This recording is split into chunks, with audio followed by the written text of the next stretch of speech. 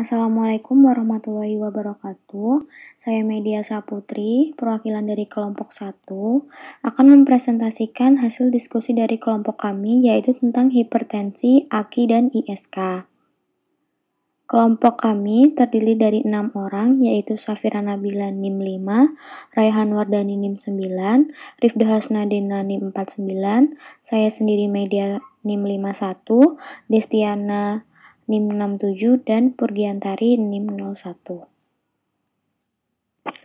Outline yang akan dibahas yaitu kasus, tinjauan kasus, DRP, dan rencana asuhan kefarmasian, kemudian evidence-based medicine, monitoring, dan kesimpulan. Berikut adalah deskripsi kasus dari pasien kami.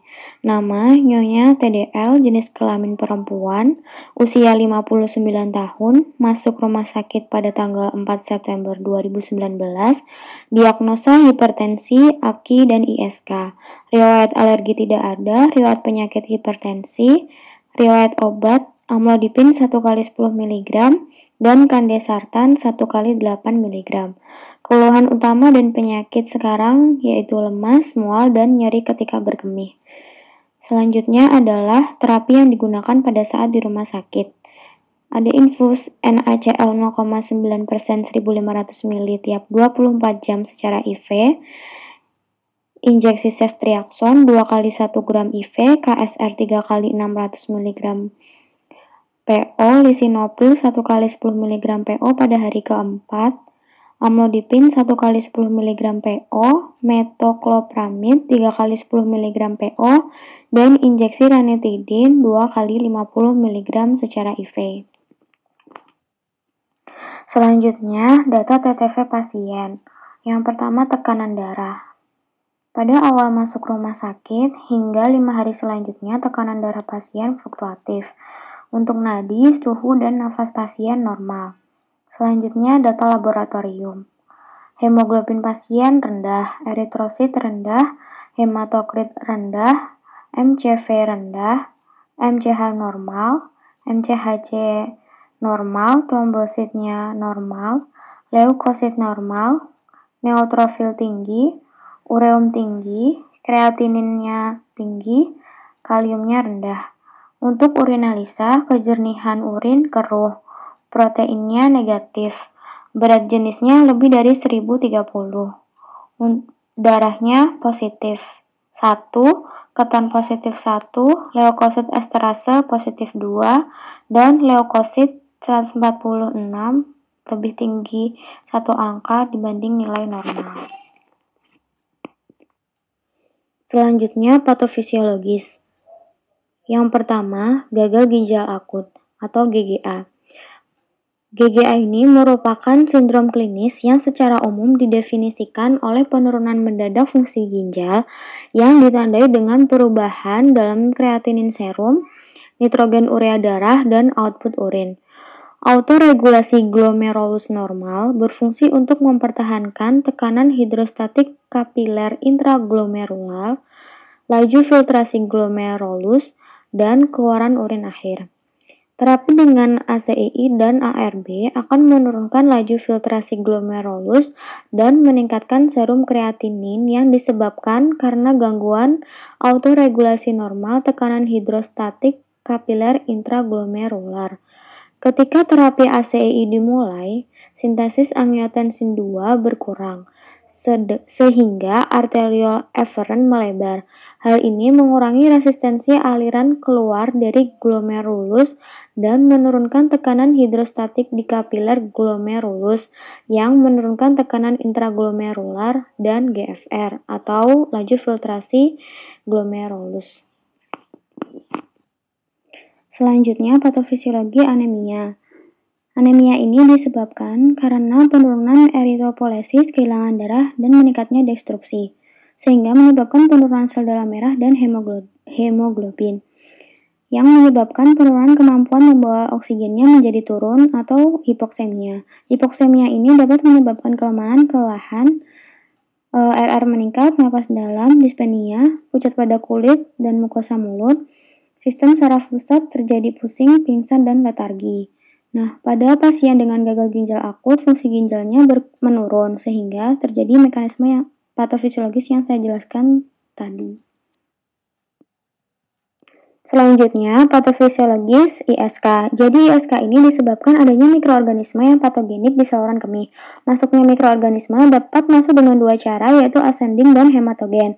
Yang pertama, ascending, yaitu mikroorganisme langsung kontak terhadap tempat yang diinfeksi. Faktor yang dapat menyebabkan yaitu antara lain sistokopik, yaitu memasukkan alat ke saluran kemih seperti kateter, terinfeksinya dekubitus atau kontaminasi fektal, atau infeksi bakteri seperti E. coli. Kemudian, bakteri berkolonisasi di vulva menuju vulva urinaria sehingga terjadi ISK. Yang kedua, cara hematogen. Dikarenakan imun tubuh seorang sedang rendah sehingga dapat terinfeksi atau adanya sisa urin karena pengosongan kandung kemih tidak efektif. Hal ini menyebabkan distensi kandung kemih dan resisten terhadap kandung kemih menurun. Pertumbuhan bakteri menyebabkan gangguan fungsi ginjal yang pada akhirnya menyebabkan ISK. Selanjutnya, drug-related problem. Yang pertama, problematic hipertensi dan AKI atau gagal ginjal akut. Untuk subjektifnya tidak ada, objektifnya untuk hipertensi tekanan darah 140/90. Sedangkan untuk AKI-nya, ureumnya tinggi, kreatinnya tinggi, dan GFR-nya rendah. Terapi yang diberikan untuk hipertensi yaitu lisinopril 1 kali 10 mg PO dan amlodipin 1 kali 10 mg PO. Untuk AKI diberikan terapi infus NaCl 0,9% 1500 ml tiap 24 jam secara IV. Asesmennya yang pertama yaitu DRP-ADR. Adanya riwayat penggunaan obat golongan ARB yaitu kandesartan dapat menurunkan GFR dan meningkatkan serum kreatinin sehingga menyebabkan AKI atau gagal ginjal akut. Yang kedua, DRP terapi tidak efektif. Penggunaan monoterapi amlodipin ini tidak efektif karena tekanan darah pasien tetap tidak terkontrol setelah pemberian dari tanggal 4 sampai tanggal 7. Yang ketiga, DRP-ADR. Pemberian infus NaCl dapat memicu terjadinya asidosis metabolik dan AKI. Selanjutnya, problematic anemia. Subjektifnya lemas, objektifnya hematokrit, hemoglobin, eritrosit, dan MCV-nya rendah. Terapinya belum mendapatkan terapi. Untuk asesmennya, DRP indikasi tanpa terapi karena pasien belum mendapatkan terapi untuk anemia. Selanjutnya, ISK. Subjektifnya, nyeri ketika berkemih dan mual. Untuk objektifnya, urinnya keruh, berat jenisnya lebih dari 1030. Darahnya positif 1, keton positif 1, leukosit esterasi positif 2, dan leukosit 146. Terapi yang diberikan yaitu injeksi ceftriaxone 2 kali 1 gram secara IV. Asesmennya, DRP adanya ADR yaitu pemberian antibiotik untuk menangani ISK merupakan terapi standar ISK. Namun, terapi injeksi ceftriaxone ini dapat menginduksi terjadinya AKI karena bersifat nefrotoksik. Selanjutnya, masih problematik yang sama yaitu ISK dengan subjektif mual. Di terapi menggunakan metoclopramid 3 kali 10 mg PO dan injeksi ranitidin 2 kali 5 mg per hari. Terjadi DRP overdosis. Yang pertama, overdosis metoclopramid. Pada dosis normal, pemberian metoclopramid untuk pasien dewasa yaitu 10 mg. Tetapi karena pasien memiliki gangguan renal, maka dosis yang diberikan diturunkan menjadi 5 mg. Yang kedua, overdosis ranitidin injeksi. Dosis penyesuaian ginjal adalah 50 mg per 18-24 jam. Pada pasien, dosis yang diberikan adalah 2 kali 50 mg atau 50 mg per 12 jam. Sehingga dosis perlu diturunkan menjadi 1 kali 50 mg per 24 jam. Untuk selanjutnya yaitu problematik hipokalemia. Untuk subjektif tidak ada dan objektifnya kaliumnya rendah yaitu 2,4 mmol per liter. Terapi yang diberikan yaitu KSR 3 kali 600 mg secara PO. Asesmennya, DRP terjadi ADR, yaitu berupa interaksi obat. Terjadi interaksi obat tingkat mayor antara ACEI dengan KSR, yaitu dapat meningkatkan kadar kalium darah sehingga dapat berpotensi terjadi hiperkalemia. Selanjutnya adalah rencana asuhan kefarmasian. Yang pertama yaitu problematik hipertensi dan AKI. Asesmennya yaitu DRP adanya ADR. Adanya riwayat penggunaan obat golongan ARB yaitu kandesartan dapat menurunkan GFR dan meningkatkan serum kreatinin sehingga menyebabkan AKI. Rekomendasi terapinya yaitu pada dasarnya terapi ACI atau ARB ini masih bisa dilanjutkan jika peningkatan kreatininnya tidak lebih dari 30% selama 1-2 minggu. Namun, pada saat masuk rumah sakit, tekanan darah pasien masih di atas normal, sehingga terapi kandesartan ini tidak efektif dan dapat diganti dengan obat golongan ACII yaitu lisinopril. Karena setelah penambahan lisinopril pada tanggal 7, tekanan darah pasien menurun. Selain itu, ACII dipilih juga karena lebih bersifat protektif terhadap ginjal pada AKI dibandingkan ARB. DRP yang kedua yaitu terapi tidak efektif. Penggunaan monoterapi amlodipin untuk hipertensi tidak efektif karena tekanan darah pasien tetap tidak terkontrol setelah pemberian dari tanggal 4 sampai tanggal 7. Rekomendasi terapinya yaitu penggunaan terapi kombinasi dengan menambahkan obat golongan ACII yaitu lisinopril. Dipilih terapi kombinasi tersebut karena menurut Yin et al., kombinasi obat golongan ACII atau ARB dan CCB yaitu amlodipin lebih kuat dalam memelihara fungsi ginjal dibandingkan dengan kombinasi obat golongan ACII ARB dan diuretik. Asesmen yang ketiga yaitu DRP adanya ADR. Pemberian infus NaCl dapat memicu terjadinya asidosis metabolik dan AKI. Rekomendasinya yaitu dengan mengganti infus NaCl dengan tinger laktat dengan dosis yaitu 100 cc per kilogram berat badan selama 12 jam. Pemberian balance kristalloid atau ringer laktat ini dibandingkan salin lebih memberikan efek menguntungkan pada kematian. Untuk edukasinya pada hipertensi yaitu mengurangi intake garam. Idealnya yaitu 65 mmol per hari atau 1,5 gram per hari natrium atau 3,8 gram dan melakukan aktivitas fisik aerobik minimal 40 menit serta menghindari konsumsi alkohol. Untuk AKI, terapi non-farmakologinya bisa dilakukan dengan pembatasan asupan natrium hingga 50-100 mg ekuivalen per hari, pembatasan asupan protein 0,8 sampai 1 gram per hari, dan diet rendah lemak kurang dari 200 mg. Selanjutnya, problematik anemia. Asesmennya yaitu terdapat DRP indikasi tanpa terapi, karena pasien belum mendapatkan terapi untuk anemia. Rekomendasi terapinya yaitu dengan memberikan suplemen besi oral untuk mengganti kekurangan besi yang ada di dalam tubuh pasien. Obat yang dipilih yaitu ferosulfat dengan dosis oral 3 x 200 mg dengan kandungan besi elemental sebanyak 65 mg per hari. Diminum sesudah makan. Edukasinya yaitu untuk KEE, periksakan kadar HB setiap 2 minggu, kepatuhan pasien untuk mengkonsumsi obat, memantau efek samping yang akan terjadi.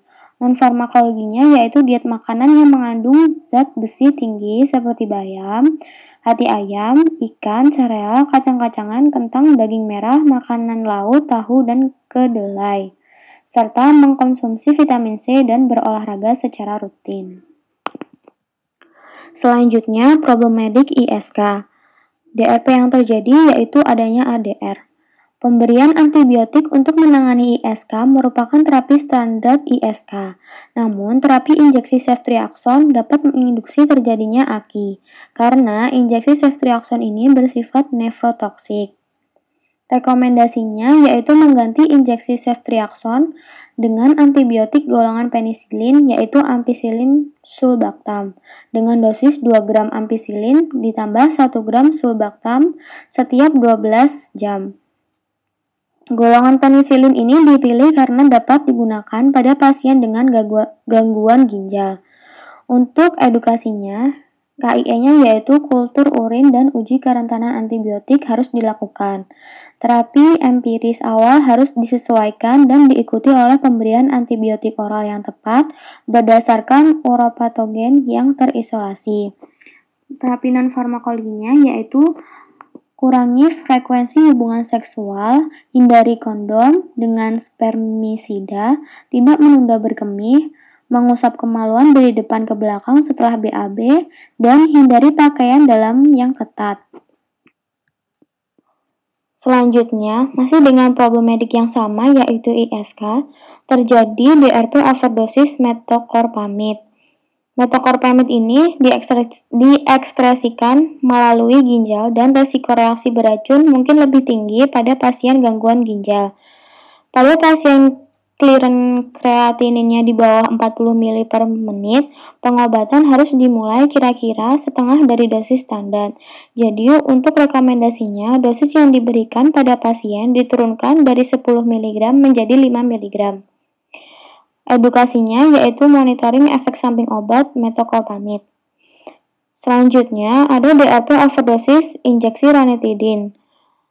Ranitidin injeksi ini diekskresikan melalui ginjal sebanyak 70% sehingga ada penurunan GFR dan farmakokinetika obat H2 blocker.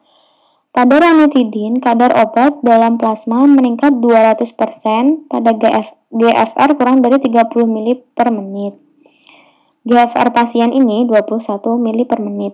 Dosis penyesuaian ginjal adalah 50 mg per 18 per 24 jam.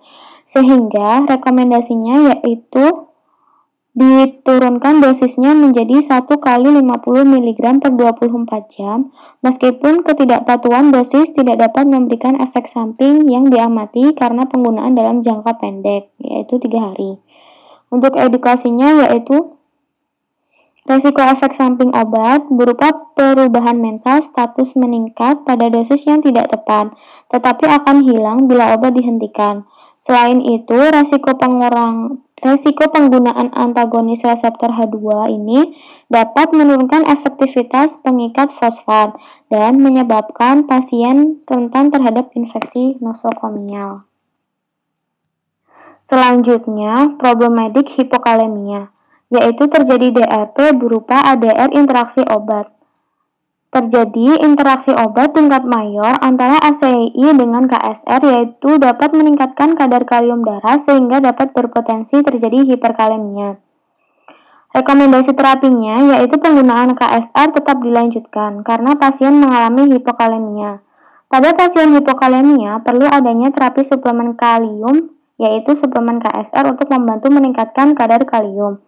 KSR tidak mengubah fungsi ginjal normal, dapat digunakan di semua kelompok umur, menggantikan anion klorida esensial dan kalium sehingga dapat mencegah hipokalemia. Dosis suplemen KSR pada kasus ini sudah sesuai, yaitu 3 kali 600 mg per hari. Untuk edukasinya yaitu monitoring kadar kalium darah pada pasien dengan ketat.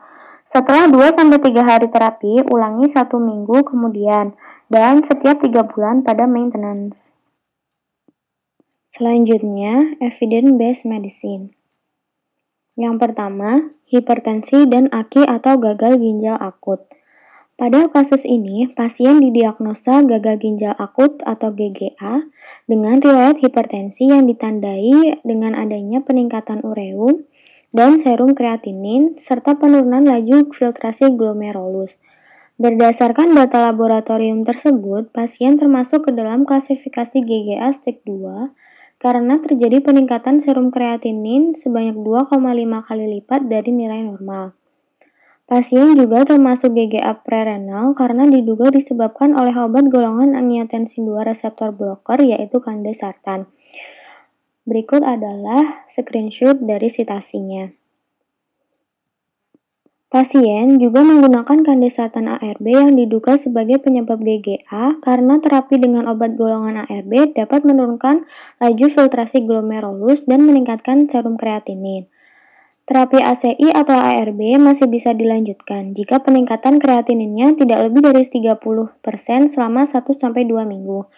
Namun, pada saat masuk rumah sakit, tekanan darah pasien masih di atas normal, sehingga terapi kandesartan tidak efektif dan diganti dengan obat golongan ACEI yaitu lisinopril karena pada saat penambahan lisinopril pada tanggal 7, tekanan darah pasien menurun.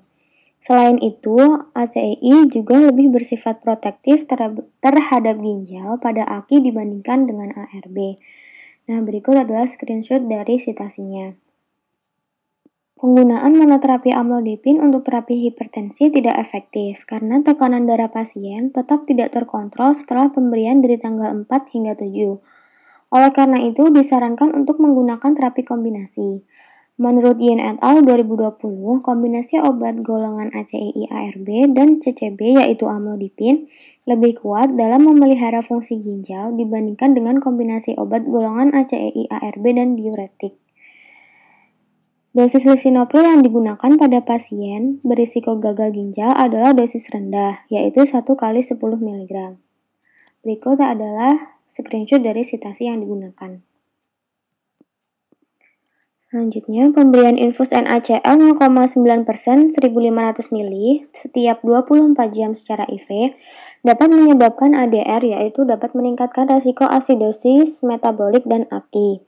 Sehingga penggunaan infus NaCl 0,9% ini dihentikan dan digantikan dengan larutan ringer laktat dengan dosis 100 cc per kilogram berat badan selama 12 jam dengan kecepatan 15 tetes per menit. Penggunaan ringer laktat sebagai cairan kristaloid seimbang dianggap lebih memberikan efek menguntungkan pada kematian komposit dibandingkan dengan infus NaCl 0,9%. Selanjutnya, anemia. Pasien pada kasus ini mengalami anemia stadium 3 atau anemia defisiensi besi yang ditandai oleh adanya penurunan kadar hemoglobin, MCV, MCH, dan MCHC, di samping penurunan kadar ferritin dan kadar besi di dalam serum. Pengobatan untuk ADB yaitu diberikan suplemen besi untuk mengganti kekurangan besi dalam tubuh. Terapi besi diberikan secara oral karena terapi besi oral merupakan pilihan pertama yang efektif, murah, dan aman. Pasien ini tidak diberikan sediaan secara parenteral karena sediaan besi parenteral dapat diberikan ketika terapi oral tidak memungkinkan, misalnya karena pasien tidak dapat mentoleransi sediaan besi oral atau tidak patuh dalam pengobatan, atau jika terjadi pendarahan hebat yang berkelanjutan atau malabsorpsi. Pasien yang dapat menerima pengobatan besi secara parenteral yaitu pasien yang mengalami gagal ginjal kronik dan pasien pada kasus ini tidak mengalami gagal ginjal kronik. Suplemen besi oral yang tersedia adalah ferrosulfat, ferrous gluconat, ferrous fumarat, ferrous laktat, dan furous suksinat. Obat yang dipilih untuk pasien kasus ini adalah ferrosulfat karena merupakan obat pilihan utama untuk manajemen ADB, serta paling umum digunakan di Indonesia. Selain itu, kandungan persen Fe pada obatnya lebih banyak dibandingkan obat yang lain. Mempunyai efek samping yang kecil dibandingkan suplemen besi oral lain, lebih murah, dan bioavailabilitasnya baik. Ferrosulfat diberikan secara oral sebanyak 3 kali 200 mg dengan kandungan besi elemental sebanyak 65 mg per hari, diminum sesudah makan. Efek samping ferrosulfat ini yaitu mual, ketidaknyamanan epigastrum, kejang perut, dan konstipasi serta diare. Berikut adalah citasi yang digunakan. Selanjutnya, infeksi saluran kemih. Pasien pada kasus ini termasuk ke dalam klasifikasi complicated ISK menurut EAU 2018 karena mempunyai penyakit ginjal. Berdasarkan gejala, pasien tergolong ISK bagian bawah karena pasien mengalami disuria dan hematuria serta tidak mengalami demam yang mengindikasikan ISK bagian atas menurut Dipiro et al.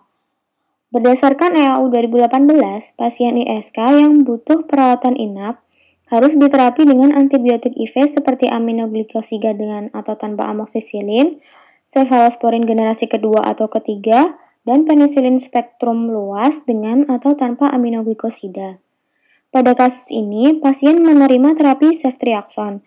Ceftriaxone merupakan antibiotik cefalosporin generasi ketiga yang dilaporkan dapat menginduksi kejadian AKI dan memiliki efek nefrotoksisitas dengan membentuk batu atau kristal dalam saluran kemih. Berikut adalah sitasi yang digunakan. Selanjutnya, penggunaan ceftriaxone diganti menjadi penisilin tanpa aminoglikosida karena menurut penelitian, aminoglikosida memiliki angka prevalensi menginduksi aksi yang tinggi dan memiliki ADR berupa nefrotoksik. Penisilin juga seringkali lebih dipilih sebagai terapi ISK daripada golongan cefalosporin. Selain itu, penisilin dapat digunakan pada pasien dengan gangguan ginjal. Penisilin yang dapat digunakan ada dua, yaitu ampicillin sulbactam dan piperacillin tacobactam. Ampicillin sulbactam IV lebih dipilih dibandingkan dengan piperacillin tazobactam. Karena menurut Rutter et al. 2017, piperacillin tacobactam ini memiliki prevalensi menurunkan nilai GFR lebih besar dibandingkan ampicillin sulbactam. Dosis yang digunakan yaitu 2 gram ampicillin plus 1 gram sulbactam IV yang diberikan setiap 12 jam. Berikut adalah screenshot dari sitasi yang digunakan. Lanjut, gejala-gejala lain dari infeksi saluran kemih yaitu pasien sering merasakan mual sehingga diberikan obat metoclopramid dan juga mengalami gangguan pencernaan dan diberikan obat ranitidin. Problem medik yang terjadi pada obat metoclopramid adalah overdose. Metoclopramid ini diekskresikan melalui ginjal dan risiko reaksi beracun mungkin lebih tinggi pada pasien gangguan ginjal. Pada pasien dengan clearance kreatinin di bawah 40 ml per menit, pengobatan harus dimulai kira-kira setengah dari dosis standar. Jadi, dosis yang diberikan pada pasien diturunkan atau diberikan setengah dari dosis standar yaitu 10 mg menjadi 5 mg dengan dosis maksimal 15 mg per hari. Selanjutnya, problem medik yang terjadi pada ranitidin yaitu overdose, di mana ranitidin injeksi diekskresikan melalui ginjal sebanyak 70%, sehingga ada penurunan GFR dan farmakokinetik dari H2 blocker. Pada ranitidin, kadar obat dalam plasma meningkat 200% pada GFR yang kurang dari 30 ml per menit, dan pada pasien kami GFR-nya 21 ml per menit. Dosis penyesuaian ginjal adalah 50 mg per 18 sampai 24 jam. Pada pasien dosis yang diberikan 2 kali 50 mg atau 50 mg per 12 jam. Sehingga dosis perlu diturunkan menjadi 1 kali 50 mg per 24 jam. Risiko efek samping obat berupa perubahan mental status meningkat pada dosis yang tidak tepat, tetapi akan hilang bila obat dihentikan.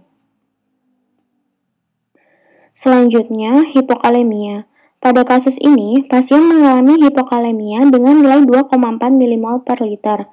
Maka perlu adanya terapi suplemen kalium yaitu suplemen KSR untuk membantu meningkatkan kadar kalium. Suplemen kalium bekerja dengan pelepasan yang lambat dan berkelanjutan selama 6 jam, menghalangi konsentrasi kalium klorida yang tinggi terhadap area dinding usus yang dapat mengiritasi atau merusak mukosa. Pelepasan berkelanjutan memberikan kondisi toleransi lambung maksimum dan penyerapan yang efektif untuk pengobatan semua jenis defisiensi kalium seperti hipokalemia. KSR tidak mengubah fungsi ginjal normal, dapat digunakan di semua kelompok umur, menggantikan anion klorida esensial dan kalium sehingga dapat mencegah hipokalemia.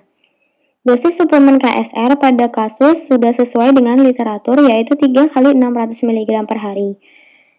Selalu monitor kalium setelah 2-3 hari. Ulangi 1 minggu kemudian dan setiap 3 bulan pada maintenance. Pada pemakaian KSR memiliki interaksi tingkat mayor dengan ACEI yang menyebabkan peningkatan kalium dalam darah sehingga berpotensi menyebabkan hipokalemia. Sehingga monitoring kadar kalium pasien diperlukan sangat ketat. Lanjut, parameter pemantauan. Yang pertama, amlodipin 1 kali 10 mg. Efektivitasnya yaitu tekanan darahnya turun hingga 120 sampai 129 per 80 mmHg. Efek sampingnya klinisnya yaitu mual, pusing, dan lemas. Yang kedua, lisinopril 1 kali 10 mg.